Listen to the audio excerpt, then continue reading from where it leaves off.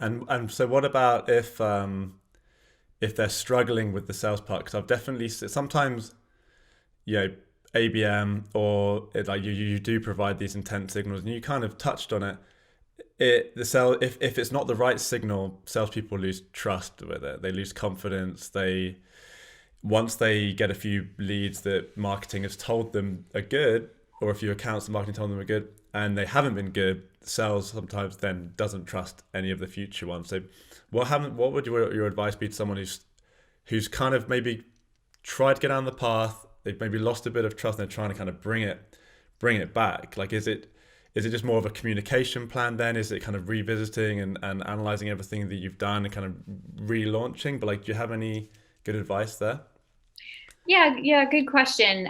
Definitely seen that happen. We've all experimented and lost Hmm. trust, and I think it does create some opportunity to really need to build it back. So I think the first advice would be to just be really transparent around, hey, this is what we tried. Here's why it didn't work. Here's how we're going to revise the plan to make it more effective in round two. And then secondarily, I think it just happens a lot where AEs are pulled in a lot of different directions, SDRs are pulled in a lot of different directions. So sometimes it requires doing, what I call a bit of a pilot. Take an Hmm. AE who Yep. understands this stuff, is really into data, and use them as a showcase to show, hey, we ran this for a week. They have 3 opportunities that they're in conversation with now on target accounts for C-level, and that will get everyone else, on board. And in some advice Megan Hewer gave on the last call, which I thought was great too, if you don't have that rock star AE in mind as an operations person, try to start with a newbie.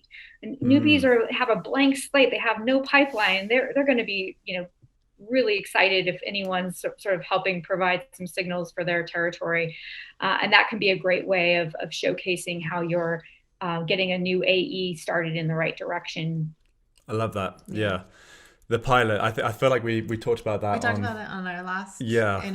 last interview.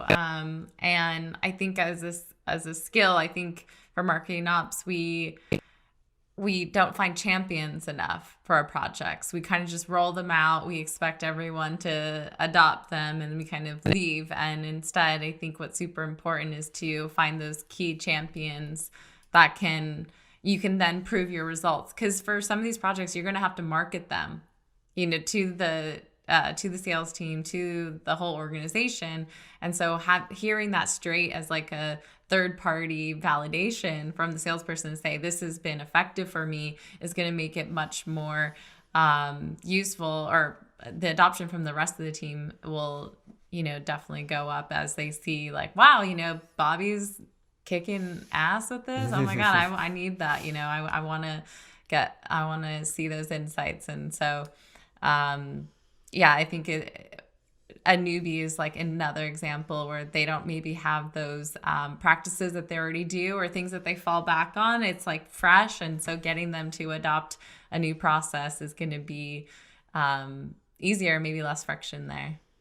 Yeah, absolutely. And I think one thing I would have for operations folks is lots of times, by nature, operations people are a little shy.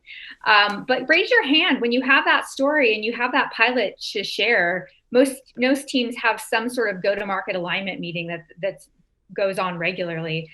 Say, hey, you need 5-10 minutes on that agenda to showcase what you're doing and how it provided success. And I'm sure most teams would be happy to put that on board, but definitely need to make that proactive outreach to be sharing your stories and driving that change management.